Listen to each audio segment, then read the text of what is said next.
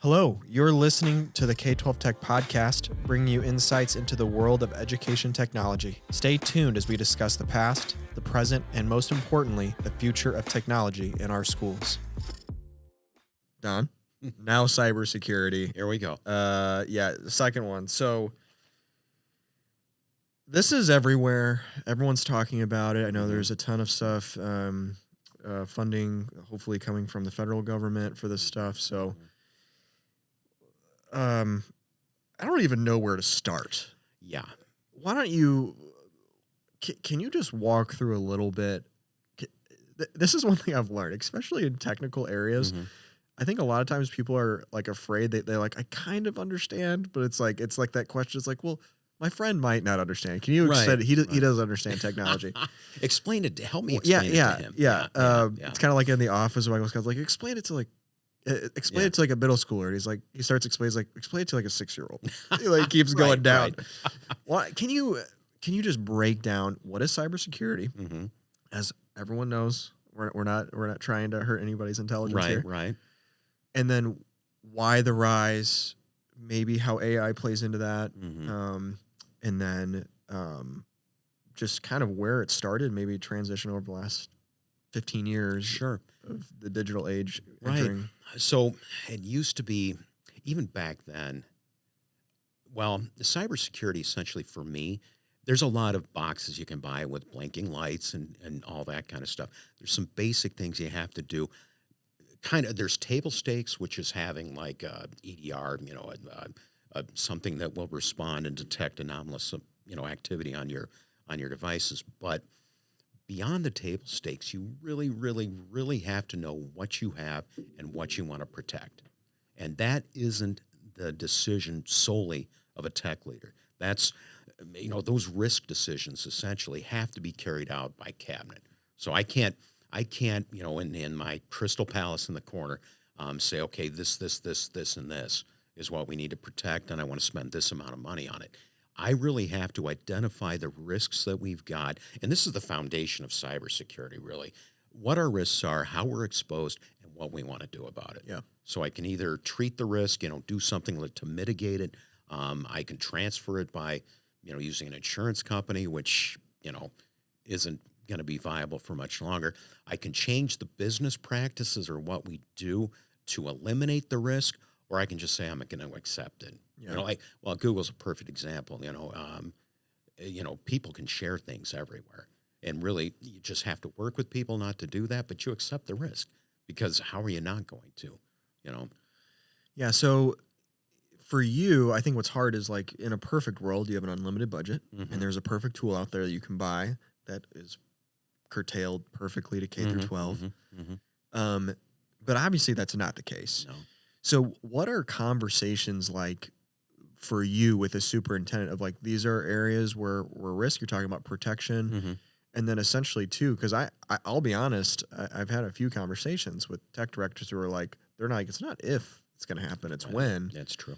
And, and I know a lot of them are fearful of like, I'm going to get blamed for this, if things go south, Right. So what kind of encouragement do you have for conversations that should be had with superintendents, with cabinets? At the cabinet level. With that, and what do you suggest on like, for me, I think of like a risk versus reward. Like, okay, like if we don't do this, this is likely what could happen. Right.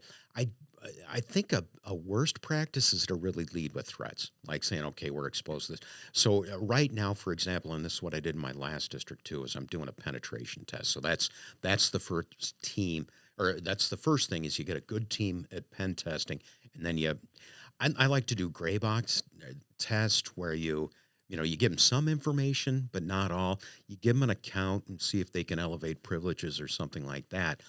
But so you do that. And then the second thing, obviously, you find where your technical vulnerabilities are, but you've also got other vulnerabilities. We were talking about incident response and how we need to have a playbook for incident response, not only for technology, but for essentially anything. A bus breaks down, bus gets in an accident. What, boom, boom, boom, boom. How do you respond to that? And have a playbook for those sorts of things. Similarly, to us having a incident response plan for technology.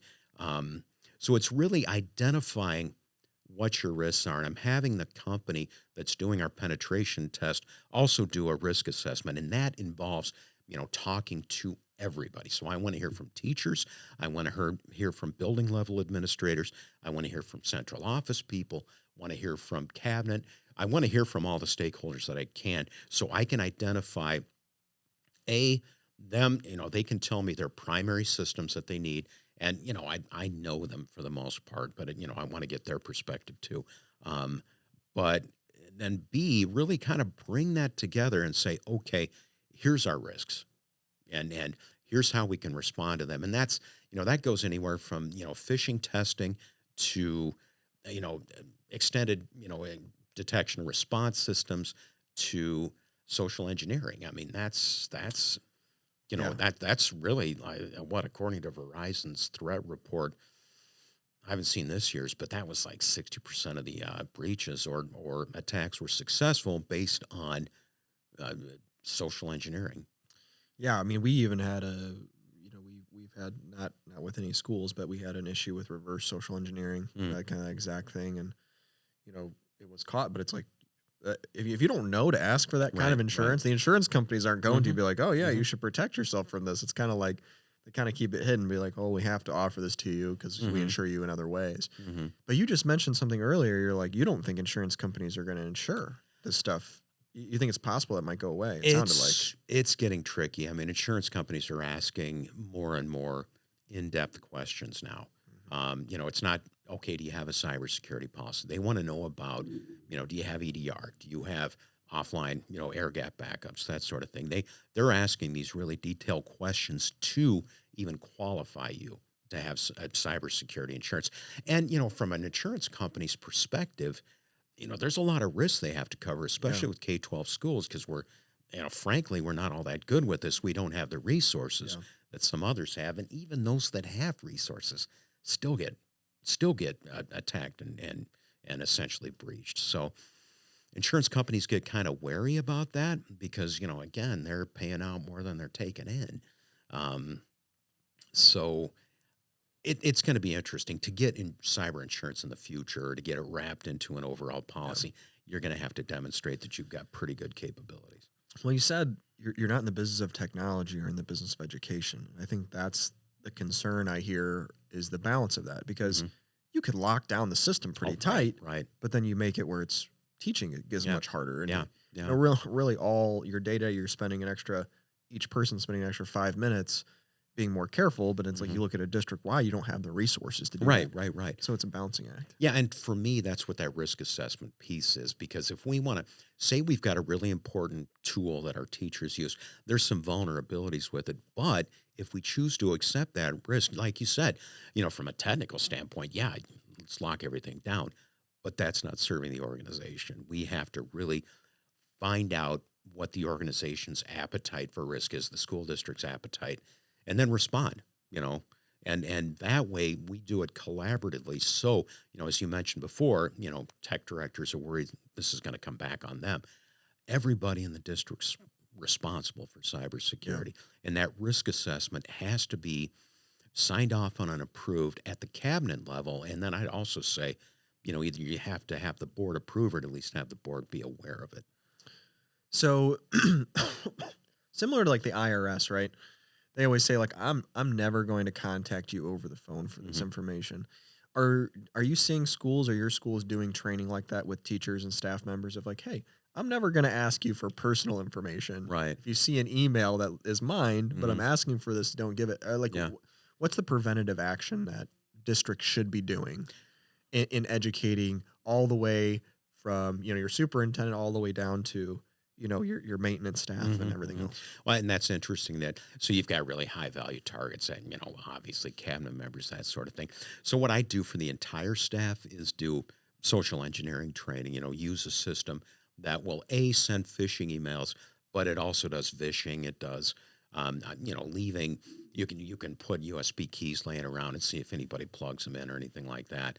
And the idea behind that is not an aha. It's really about helping staff understand and know what to look for, but not just in their, working for me in schools or working with us, but it's also at home. so they know how to detect and really get a good idea of what social engineering looks like.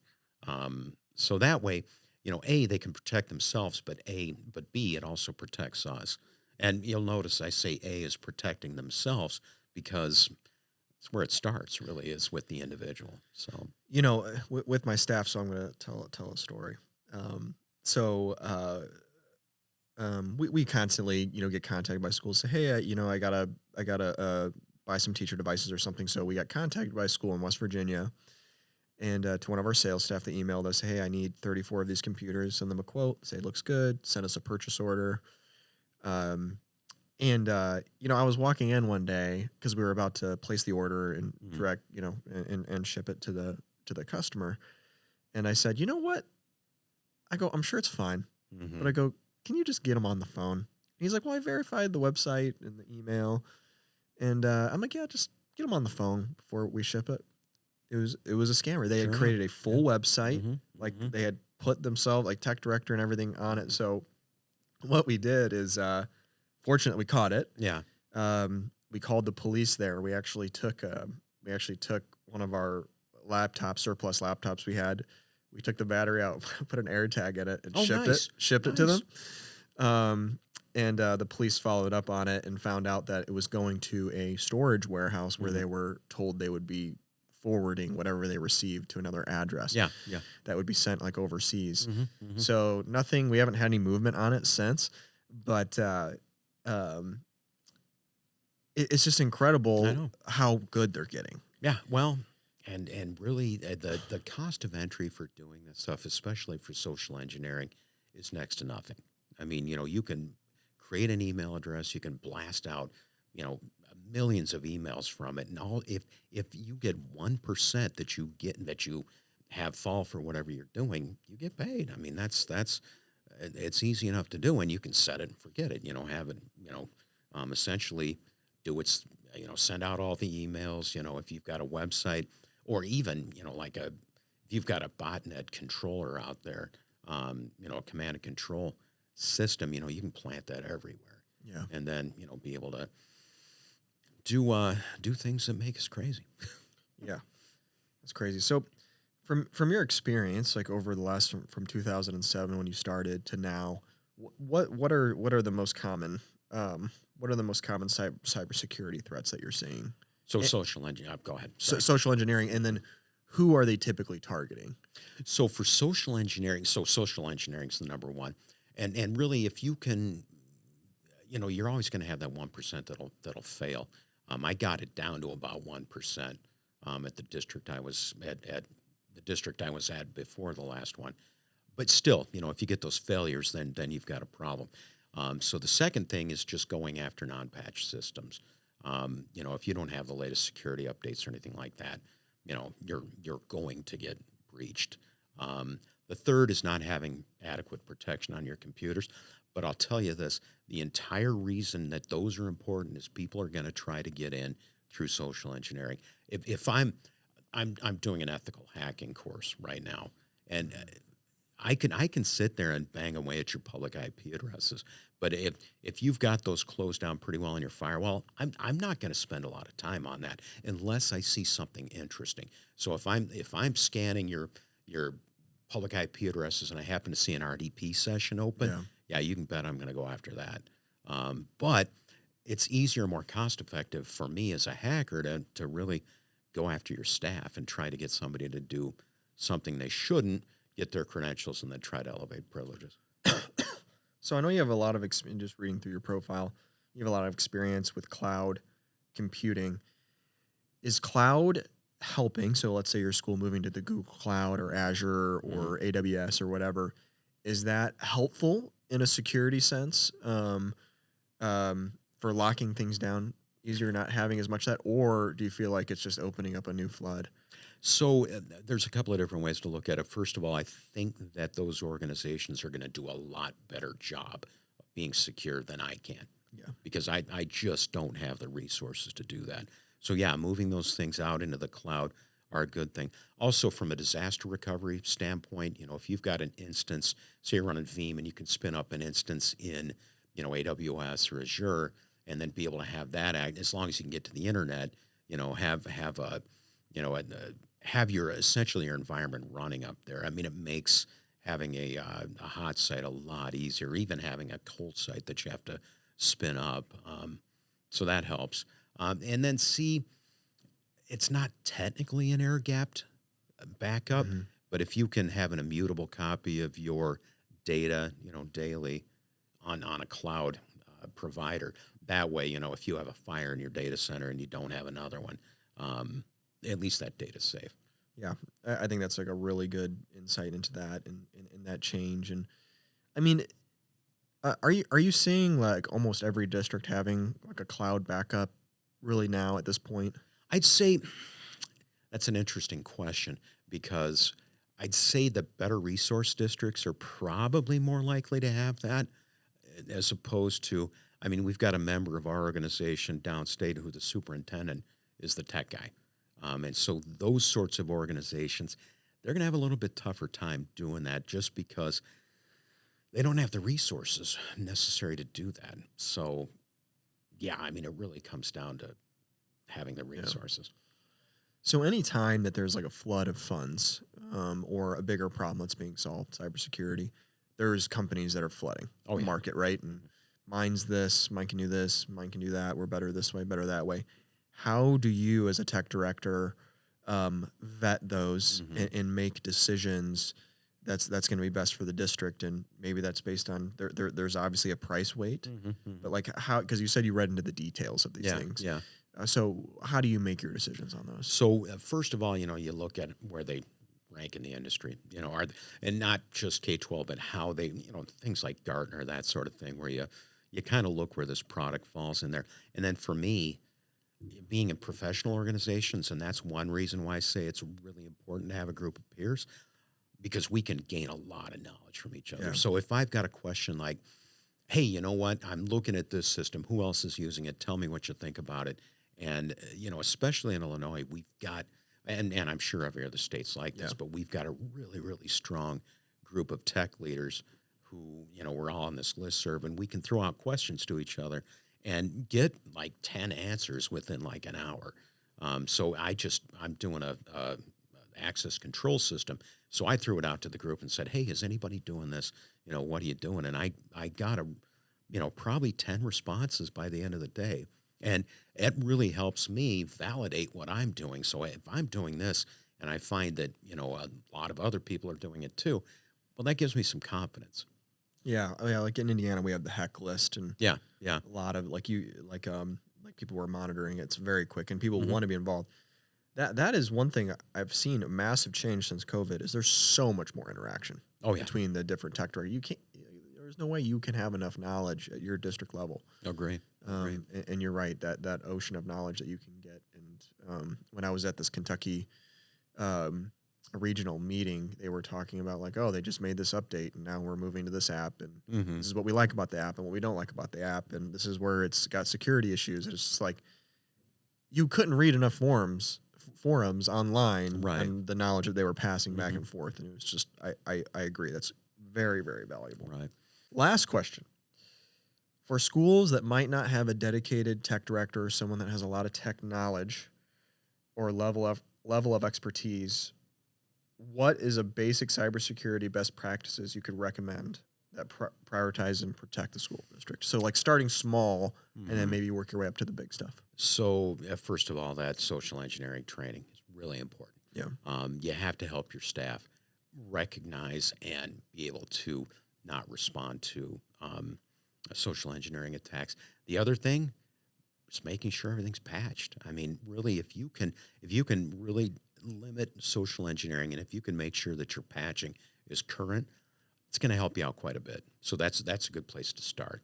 Obviously, look at your firewall and make sure your firewall is set up properly, that you're not, letting in packets that you shouldn't. A good way to attack a system with Nmap is to send it ACK packets, and then, if it's not a stateful firewall, it won't know that it sent that, so it's going to connect to you. So it's just doing some basic things on the firewall, and maybe even having, a cheap to manage service help you with that, because it's if you've got a brand new hot firewall, never had training on it or anything like that, yeah, it's probably best to engage with somebody to help you on that. So to me, if you do those three things, that's where you start. And it's really simple, and it's not really, make sure you have antivirus, obviously, but signature-based antivirus really isn't doing you that much good anymore. So I think that's a good place to start. If you want to move up the scale, I'm firmly of the opinion that none of us, I'll tell you right now, there's no school district that can monitor their systems 24/7, 365. None of us have the resources for that. Maybe LA Unified's done it after, what happened with them. But it's really, that's where managed security providers become very important. And, in Illinois, we're making a push to do it statewide, with some of this federal money that's coming down, be able to have a single provider that is funded through the state that we all can use, which honestly, I think in the long run, that's going to be the way to do things. We have to really work together, because if we don't, and we're sitting in these little islands, we're relying upon ourselves, but B, we're not leveraging our community. And, I'm coming back to the fact that we really have to network. We really have to be part of a community. And I would extend that to resources. So like, say, for example, you don't have a dedicated leader in technology. Well, maybe, you get two districts together, and then you have a leader that covers two districts. Yeah. And each district, funds half of it. And that way we can work together, create intergovernmental agreements and things like that, non-disclosure agreements. But at the same time, combine our buying power. And I've been a huge advocate of that ever since I've been doing this. Yeah, I think that's people may agree or disagree. Midwest, we have so many districts. Ohio, I think they have like 800. Mm-hmm. I know Illinois, you guys have like 900, something like that. Yeah. Wisconsin, Michigan, there's just so many. And there's not 900 high-level people who are not already in the private sector. Right. For education. And I think, hey, like 3 small districts combining together their technology budgets, probably a smart idea. Yeah, in my opinion. I think it's interesting what you said about the statewide. When we were in Kentucky, they have like a single SIS that's required by the state. One question I had though is, do you think that hinders competition if it's a? To some extent, yes. I think there's. Having a single system like that, people and nobody listening to this will be surprised by this, but we all like our pet stuff. Yeah. It's like, for example, I use the CDR and I don't want that one. Yeah. So if the state comes down and says, okay, I'm buying the CDR and it would really benefit you to use it, I may be reluctant because my thing is the greatest. So I think it requires some flexibility on our part.